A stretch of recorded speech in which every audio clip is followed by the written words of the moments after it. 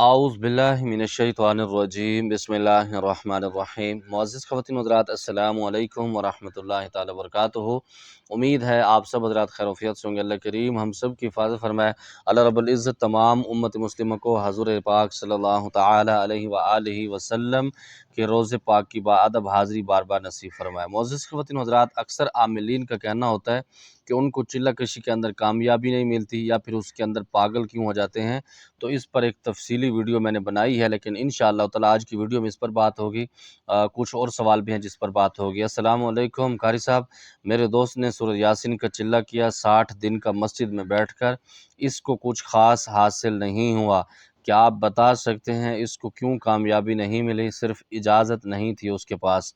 बिल्कुल हकीकत है कि जिसके पास इजाज़त नहीं होती उसको कामयाबी भी नहीं मिलती। बाज़ औक़ात उसको कामयाबी अगर मिल जाती है लेकिन वो रिज्जत का शिकार हो जाता है, क्योंकि अमलियात एक खेल तमाशा नहीं है, बहुत बड़ा इल्म है और बहुत बड़े इसके अंदर मसाइल होते हैं। जैसे कहते हैं ना कि आदमी समंदर के अंदर कूद जाता है तो उसके बाहर आने के चांस कम होते हैं, या तो वो तैराकी जानता है या अल्लाह रब्बुल इज़्ज़त खुद उसको बचाना चाहते हैं, तो वो एक अलग सिस्टम है, वरना इसके अंदर तबाही हो जाती है। और मैं हैरान होता हूँ कि आम आवाम ने इसको मजाक समझ लिया है, जिसकी वजह से इसके अंदर पागल होते हैं और बहुत सारे मसाइल कर देते हैं। और इसके साथ अक्सर लोग ऐसा भी करते हैं कि यूट्यूब पर वीडियो बनाते हैं, उसमें इजाज़तें दे देते हैं, हालांकि ख़ुद उन्होंने अमल भी नहीं किया होता, उनके पास इजाज़त नहीं होती, उनके लवाज़मात का उनको पता नहीं होता। फिर एक वक्त वो भी आता है कि ख़ुद भी आलू बन के बैठे होते हैं, फुटबॉल भी बन जाते हैं या फिर जहाज़ बन जाते हैं, क्योंकि दूसरों की रिज्जत जब दूसरों को अमल करवा रहे होते हैं तो वो रिज्जत का असर इनके ऊपर भी हो जाता है। क्योंकि जिन्नात है ना, जैसे मिसाल के तौर पर एक सांप जा रहा है, आप उसको जब छेड़ने की कोशिश करेंगे, क्या वो आगे से आपको फूल पेश करेगा? तो उसने जहर ही देना है, आपको डसना है। तो इसी तरीके से जब आप जिन्नात के तजर्बे करते हैं ना, या फिर उसके अंदर आप मारे जाते हैं या कुछ न कुछ आपको मकाम मिल जाता है, लेकिन अनाड़ी जो होता है वो तबाही करता है। जैसे फरमाते हैं नीम हकीम जान का ख़तरा, तो बिल्कुल इस तरीके से होता है। खुदा के लिए जब भी आपने अमलियात सीखना हो, अच्छे उस्ताद का इंतखाब करें और देखें कि वो आपका उस्ताद इस काबिल है जो अमल आपको करवा रहा है, कि उसके पास कोई ऐसे मामलात नहीं है, तो आप उससे दूर रहें। क्योंकि हम ये समझते हैं कि अमलियात अगर हम सीख लेंगे तो हम बड़ा कोई पहाड़ खोद लेंगे, ऐसा नहीं होता। सारे काम की एक लिमिट होती है, उसके अंदर बहुत सारे मामलात होते हैं। तो कोशिश क्या करें, अमलियात को बगैर सीखे न किया करें, वरना बहुत सारे मामलात हो जाते हैं, तो इस वजह से कामयाबियाँ भी नहीं मिलती। और दूसरा एक सवाल है, हज़रत कोई अमल बताएं, हम किसी को दम करें तो हमारे घर पर और बच्चों पर असर ना हो। मेरे ख्याल में इस सवाल पर पहले भी बात हुई है।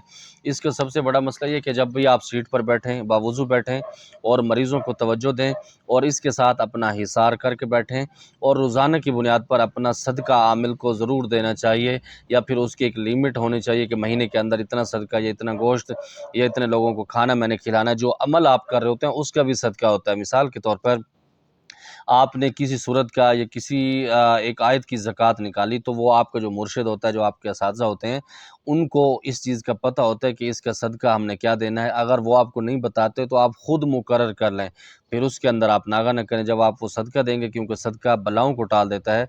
तो अल्लाह रब्बुल इज़्ज़त आपको, आपके बच्चों को उससे दूर फरमाएँगे। अगर कुछ भी नहीं आता तो एक अमल मैं आपको बता रहा हूँ हिसार का, वो आप करके बैठें। 3 मरतबा दुरूद इब्राहिमी, 3 मरतबा तीसरा कलमा, 3 मरतबा आयतुल कुर्सी, फिर 3 मरतबा दुरूद इब्राहिमी पढ़ के हाथों पर फूंक मार के सर से लेकर पाँव तक फेर दें। शहादत वाली उंगली पर दम करके अपने ऊपर कड़ा लगा दें, अपने भी बच्चों का हिसार कर दें तसव्वुर के तौर पर। इंशाअल्लाह ताला आपके ऊपर अटैक नहीं होगा। शाह जी, अल्लाह पाक आपको ऐसे ही हंसता मुस्कुराता रखे।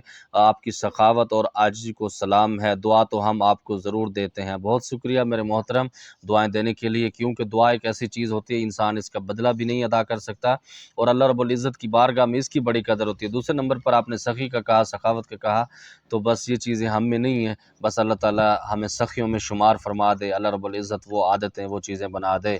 अल्लाह पाक आपको दुनिया और आखिरत में इज़्ज़त वाला बनाए। बहुत शुक्रिया, आमीन, जज़ाकुमुल्लाह खैरा। अस्सलाम वालेकुम, क्या हाल चाल हैं? ठीक हैं आप?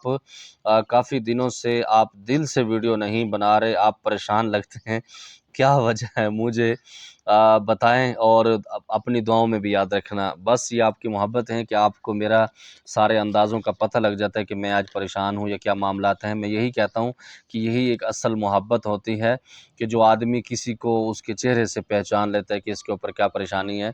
बस परेशानी कोई ख़ास तो नहीं है, बस जब अपनों के दुख होते हैं ना, वो थोड़ा-सा डिस्टर्ब कर देते हैं।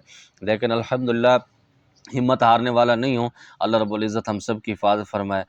गुज़ारिश ये है कि जब आदमी किसी के साथ बहुत ज़्यादा भला करता है, तो आगे से उसका रिस्पॉन्स ज़िल्लत की तरफ से मिलता है, तो फिर थोड़ा-सा तकलीफ़ होती है, वरना ऐसा कोई सिस्टम नहीं। अल्लाह आपकी मोहब्बत को कबूल फ़रमाए, अल्लाह आपकी दुनिया आख़िरत अच्छी फ़रमाए कि आपने ये कहा, और ये हकीकत थी। काफ़ी दिनों से मैं डिस्टर्ब था, लेकिन अल्हम्दुलिल्लाह ये दुनिया है और ये ज़िंदगी साथ-साथ चलता है।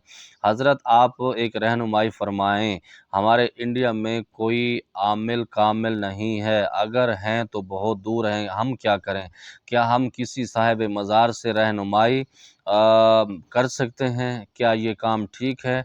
और कोई तरीका है रूहानी दुनिया में रहनुमाई हासिल करने का? आपकी राय क्या है? मेरे मोहतरम, मैं ये कहूँगा कि मुर्शिद की तलाश करें, क्योंकि अगर आप चाहते हैं ना कि आपके सामने हलवा भी पड़ा हो, सब कुछ पड़ा हो, तो आप उसके अंदर कामयाब नहीं। जब आप जितना मेहनत करते हैं ना, मिसाल के तौर पर जब आपको प्यास लगी हुई ना ज़्यादा, तो आप जब उस वक़्त पानी पीते हैं तो वो आपको असर करता है। इसी तरह खाने के भी यही मामलात हैं। अगर आपने एक खाना खाया हुआ 10 मिनट के बाद दूसरा खा रहे हैं, तीसरा खा रहे हैं, अपने मैदे को भी तबाह करेंगे और उस खाने का जायका भी आपको नहीं आएगा। इसीलिए ये बिल्कुल ज़रूरी नहीं है। अच्छे आमिल कामिल हर दुनिया में होते हैं, हर गाँव में होते हैं, हर दौर में होते हैं, और दूर भी हैं, तो मेरे ख़्याल में अगर आप उनके पास चले जाएँगे, तो वो वैसे भी अल्लाह रब्बुल इज़्ज़त की तरफ से आपके ऊपर एहसानमंद होंगे और आपके वैसे भी मामलात वो क्लियर कर देंगे। क्योंकि जितना आदमी मेहनत करता है, वो कहते हैं ना कि हमारी ज़ुबान में जितना गुड़ उतना मीठा, जितना गुड़ होता है तो उतना ही ज़्यादा मीठा बनता है ना।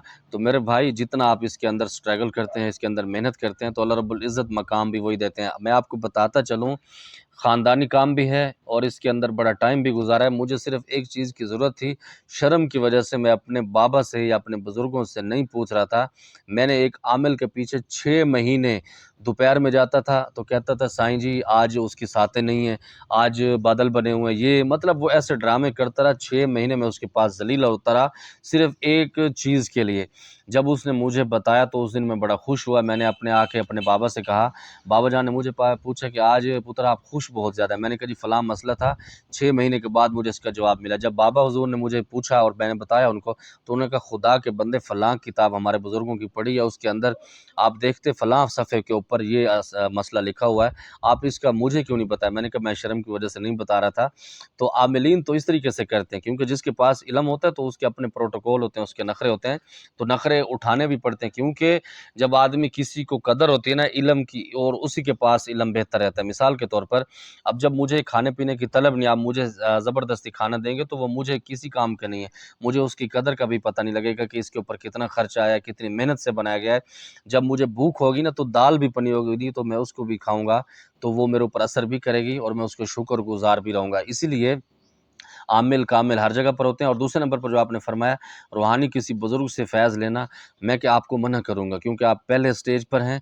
जब आप आगे की तरफ चले जाएँगे ना, एक वक़्त आएगा, तो उस वक़्त आप उनसे फ़ैज़ लेंगे। अगर अभी से आप ये स्टार्ट कर देंगे तो बहुत ज़्यादा मुश्किलात में आप फँस जाएँगे, क्योंकि जो भी साहिब बुज़ुर्ग होता है उसके मज़ार के ऊपर जिन्नात के ख़ानदान कबीले रहते हैं। ऐसा ना हो कि फिर आपकी तबाही हो जाए। उम्मीद है कि जो आपको सवाल थे, उनका जवाब आपको मिल गया होगा। अल्लाह रब्बुल इज़्ज़त की बारगाह से दुआ गो हूँ, अल्लाह रब्बुल इज़्ज़त 100% दीन के मुताबिक ज़िंदगी गुज़ारने की तौफ़ीक नसीब फ़रमाए, आपस में मोहब्बत इत्तेफ़ाक के साथ रहने की तौफ़ीक नसीब फ़रमाए। ज़मात पर ख़ास दुआओं का अदा खुदाई पामान। अस्सलामु अलैकुम।